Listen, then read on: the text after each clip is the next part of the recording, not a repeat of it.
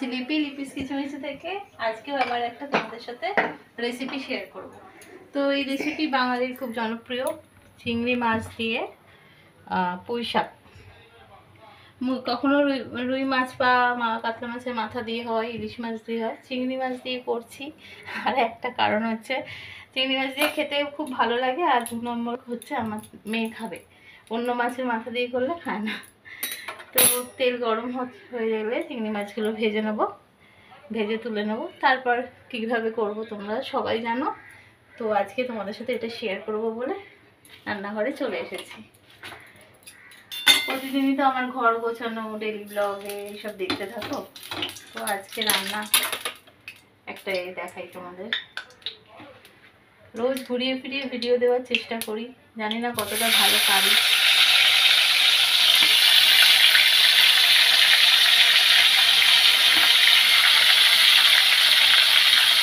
আর সঙ্গে আছে আমার ক্যামেরাম্যান, মানে তোমাদের দাদা ভাই। ক্যামেরাম্যানের পরিচয়টা তো দিতেই হবে। সাইজগুলোকে বড় বড় আছে, হ্যাঁ, চিংড়িগুলো ভালো আছে, এমনি সাইজে বড় আর টাটকাও ছিল, ভালো ছিল। অ্যাকচুয়ালি জ্যান্ত ছিল মাছগুলো। ও একদম থালি টালিয়ে নিয়ে এসেছে। বড় মাছ ছাড়াতে অত অসুবিধা হয় না, বরঞ্চ মাথাগুলো নিয়ে এলে আবার মাথা বাটা খেতে ভালো লাগে, মেয়ে ভালোবাসে।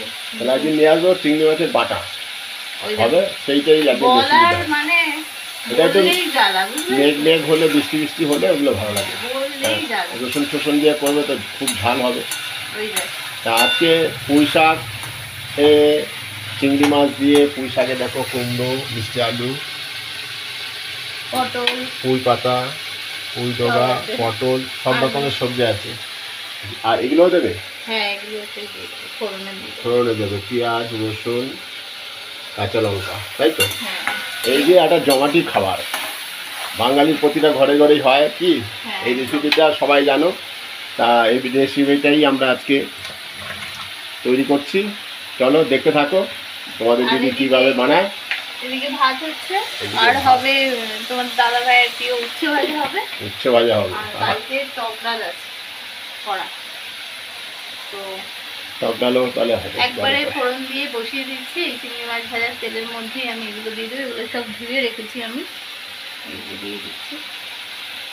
মানে পেঁয়াজ, চিংড়ি মাছ থাকলে পেঁয়াজ রসুন না দিলেও হয়, আমি দিচ্ছি আর কি। বরঞ্চ রুই কাতলা মাছ থাকলে পেঁয়াজ রসুনটা দিতে হয় একটু, তাহলে আস্তে ভাতটা কেটে যায়, গন্ধটা আর কি।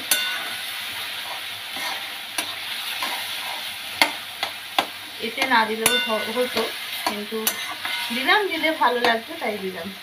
আমাদের আবার রসুনটা ভালোবাসে সবাই, আমার হরি পর্যন্ত এই মাছের রসুন তো খায়, তোমাদের দেখিয়েছি। তারপরে এই মাছের ডাটা ফাটা এইসব খেতে ভালোবাসে।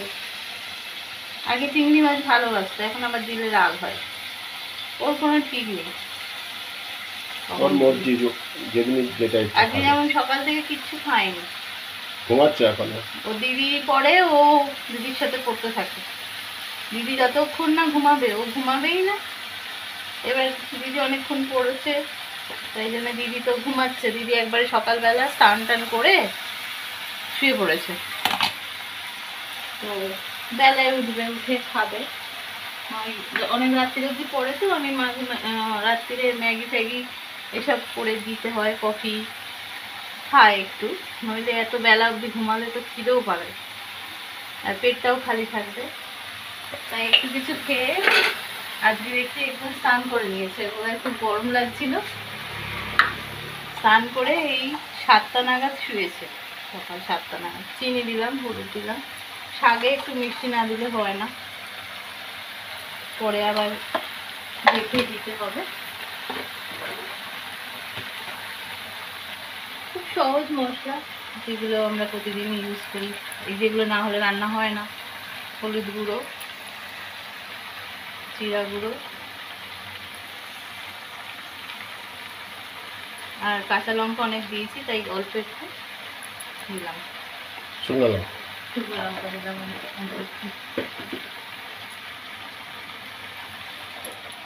এবার তো এটা ঢাকা দিয়ে দিয়ে করবো।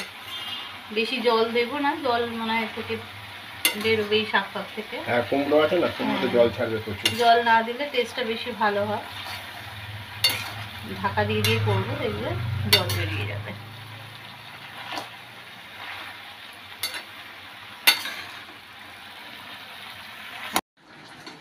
কি গো, তোমার রেসিপি কি কমপ্লিট হলো? হ্যাঁ, হয়ে গেছে? তোমরা তাই- একটু ঝোল ঝোলই খাবে। আমরা তো ওই ঘর থেকে আমি আর বাবু গন্ধটা পেয়েই চলে বাবু আসলাম চলে রান্না। এসেছে? হ্যাঁ, গন্ধটা পেয়েই না আমরা আসলাম। বাবু বললো যে দেখে আসো তো, চিংড়ি মাছের গন্ধ পাওয়া যাচ্ছে মনে হচ্ছে। এই দেখো, বাবুকে একবারে খেতে দিয়ে দেবো। পুঁই শাকের রেসিপি 95% কমপ্লিট। হ্যাঁ, আর একটুখানি হবে। আর ওরা আর একটু চিংড়ি ঝোল ঝোল মাছগুলো- ভালোবাসে, চিংড়ি মাছগুলো উপরে ফুটে রয়েছে দেখো। তো এই রেসিপিটা খুবই সহজ আর খুবই লোভনীয়, তাই তো? হ্যাঁ, অসাধারণ খেতে তো। এই যেরকম চিংড়ি মাছ দিয়ে করেছো ওরকম মাছের মাথা দিয়েও হেভি লাগে খেতে। হ্যাঁ, মাছের মাথা দিয়ে আমার আরও ভালো লাগে, কিন্তু ওই যে মেয়েটা খায় না, তখন কি করি, ওরটা তুলে রাখি, এমনি বড়ি দিতে হয় ওরটা একটু, ডালের বড়ি দিয়ে তুলে রাখি, তারপরে মাছের মাথাটা মেশাই, কারণ ও পুঁই শাক খেতে ভালোবাসে। আর পুঁই শাক খেতে তোমাদের দাদাভাই ভীষণ ভালোবাসে, কিন্তু এক মাঝখানে ইউরিক অ্যাসিড ধরা পড়েছিল বলে পুরো বন্ধ করে দিয়েছিলাম খাওয়া। তাই এই যে রেসিপিটা দেখে না মার কথা মনে পড়ে গেল। মাও এরকম সুন্দর করে পুঁই শাক কত রকমের জিনিসপত্র দিয়ে বানাতো, এত টেস্টি হতো। আমরা ভাত খাওয়ার আগে এক এক বাটি করে খেয়ে নিতাম সবাই। হ্যাঁ, ওরা তরকারি ঝোলবটি এসব চান সব করতে একবার যাওয়ার আগে খেয়ে মাও নিত। এরকম ছোট ছোট বাটি করে এই পুঁই শাকের তরকারি, তারপরে লাবড়া করলে লাবড়া, তারপরে লাউ পাতা দিয়ে একটা তরকারি বানাতো। মায়ের রান্না অনেক সুন্দর ছিল, প্রচুর বানাতো।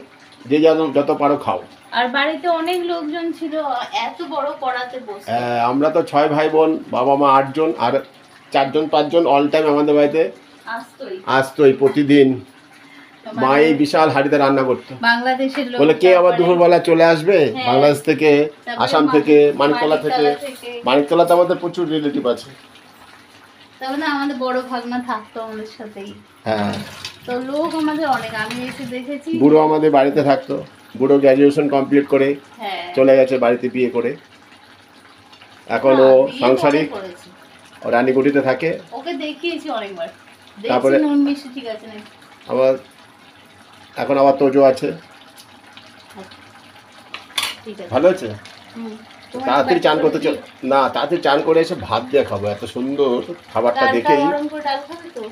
হ্যাঁ খাবারটা দেখেই লোভ লাগছে। তোমাদেরও বলো লোভ লাগছে কিনা, এই যে তোমাদের দিদি এত সুন্দর করে বানাচ্ছে।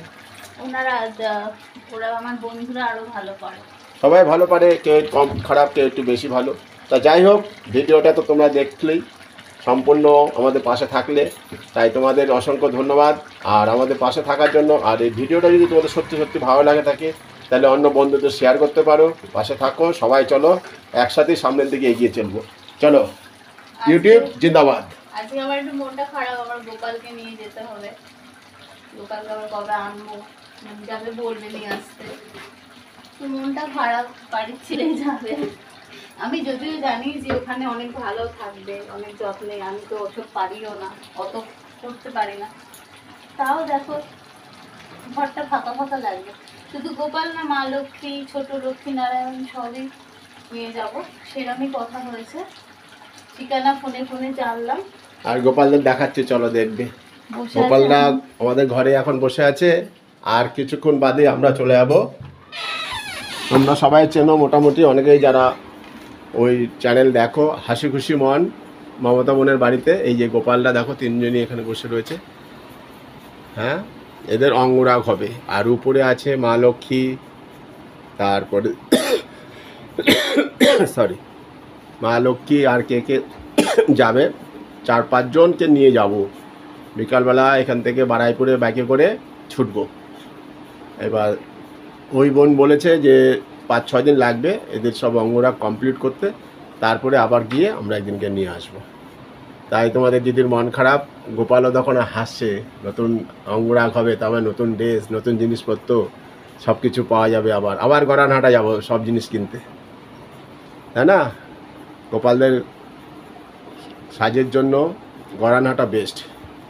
আর গড়ানহাটার ওখানেই দেখলাম আমাদের সাথে ব্লগে আছে RS ব্লগ বললে, রোডস ব্লগ। ওই বোনের ভিডিওতে দেখলাম পিতলের সব ওখানে ঠাকুর পাওয়া যায়, তোমরাও ওখানে যেতে পারো, সব অঙ্গরাগ রেডি করা একদম। এরপরে ভাবছি ওখানে একবার যাব, দেখবো মার্কেটটা গিয়ে কীরকম, সে ভিডিও তোমাদের সাথে শেয়ার করব। আর ওখান থেকে পারলে কিছু কিনে নিয়ে আসবো। আসলে অ্যাকচুয়ালি আমাদের ঘরটা ছোট, আমাদের ঠাকুর ঘরে অনেকটা জায়গা আছে, সব কিছুই আমাদের ওখানে আছে, তাই একবার ওখানে ঢু মারবো। তা গোপালবাবু কেমন আছো বলো, আর বন্ধুদের একটু আশীর্বাদ করে দাও, সব বন্ধুদের, সবাই যেন ভালো থাকে, সুস্থ থাকে। প্রচণ্ড গরম পড়েছে, এই গরমের হাত থেকে সবাইকে রক্ষা করে রেখো। আবার শুনছি মে মাসের শেষে নাকি বিরাট সাইক্লোন আসবে, সে সাইক্লোনের হাত থেকেও আমাদের সবাইকে বাঁচিয়ে রেখো। চলো আর বেশি দীর্ঘ বড় করব না ভিডিও, চলো টাটা, আজ এখানেই এই পর্যন্ত। পরবর্তী একটা ধামাকা ভিডিও দেখার জন্য তোমরা সব ওয়েট করো। চলো টাটা, লেটস গো, টাটা।